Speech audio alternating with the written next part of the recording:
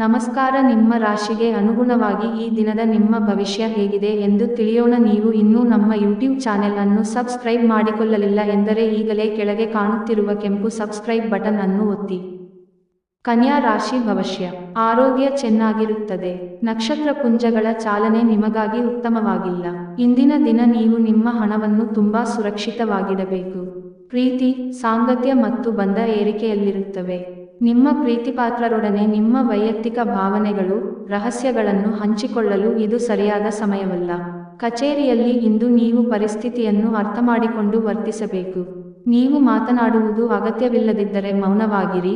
ಬಲವಂತವಾಗಿ ಮಾತನಾಡುವ ಮೂಲಕ ನೀವು ನಿಮ್ಮನ್ನು ತೊಂದರೆಗೆ ಸಿಲುಕಿಸಬಹುದು.